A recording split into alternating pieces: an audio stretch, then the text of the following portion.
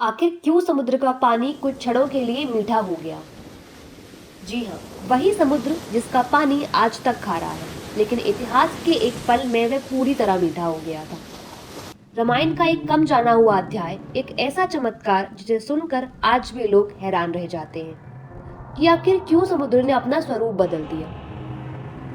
लंका पहुंचने के लिए भगवान राम को समुद्र पार करना था। सैनिकों की विशाल सेना, वानर, भालू सब तैयार थे, लेकिन रास्ते में था वह असीम, गहरा, उग्र समुद्र। राम जी ने समुद्र देवता से प्रार्थना की, हे समुद्र देव, मुझे सिर्फ एक रास्ता चाहिए जिससे मैं अधर्म का विनाश कर सकूं। राम जी ने 3 दिन तक शांत चित्त से प्रार्थना की। समुद्र देवता प्रकट नहीं हुए और समुद्र स्थिर रहा। उन्होंने अपनी लहरों को जरा भी नहीं हिलाया। उनके वैष्णव स्वरूप में शांति थी, पर उनके वीर क्षत्रिय रूप में अग्नि की चमक जाग उठी। तभी राम जी के मन में आया, क्या मेरी विनम्रता को कमजोरी समझा जा रहा है? राम ने कमान उठाई, अग्रसर चढ़ाया और कहा, प्रार्थना को कमजोरी मत समझना। यदि समुद्र ने मेरी प्रार्थना स्वीकार नहीं की तो मैं उसे सुखा दूंगा। ये सुनते ही प्रकृति का रोम रोम कांप उठा। वानर सेना भी अविश्वास में पड़ गई। क्या सूर्य के समान तेज वाले राम का बाण समुद्र को सुखाने जा रहा है? यही वह क्षण था जहां मर्यादा पुरुषोत्तम राम एक कर्ता, एक नेता, एक योद्धा के रूप में सामने आए। हम में से भी कितनी बार ऐसा होता है, हम विनम्रता से बात करते हैं, लेकिन जब सामने वाला चुप रहकर घमंड करता है तो भीतर से आवाज उठती है, बस अब बहुत हुआ। राम के बाण की तैयारी उसी क्षण की भावना थी, धैर्य का अंत और निर्णय का आरंभ। जैसे ही राम अग्रबाण छोड़ने वाले थे, अचानक समुद्र में भारी हलचल हुई। लहरों के बीच से देवता उभर पड़े।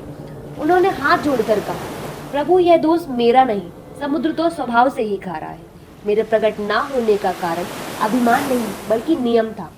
आप अग्रबाण ना चलाएं, आप वह बाण चलाएं जो मेरे भीतर छुपे हुए अपवित्र राक्षसों को नष्ट कर दे। यही था वह बाण, नागास्त्र बाण।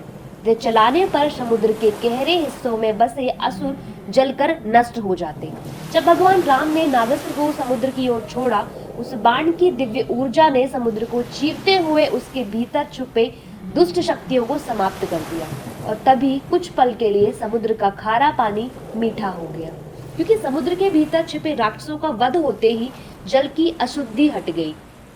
लोक कथाओं में इसे ऐसे कहा गया है, जहां जहां राम बाण गिरा वहां का खारा जल पवित्र होकर मीठा हो गया। इस स्थान को लोग आज भी राम तीर्थ, राम सेतु तट और पवित्र जल क्षेत्र कहकर जानते हैं। ये घटना एक गहरा संदेश देती है।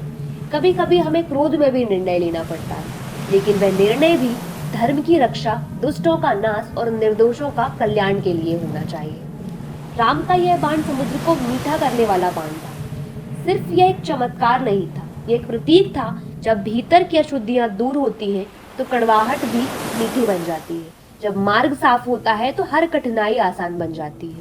इसके बाद समुद्र देवता ने समाधान दिया, प्रभु, मेरी लहरें वानरों को रास्ता देंगी, नल और नील पत्थरों को डूबने नहीं देंगी। यहीं से शुरू हुआ राम सेतु का निर्माण, जिसने लंका तक का मार्ग खोल दिया।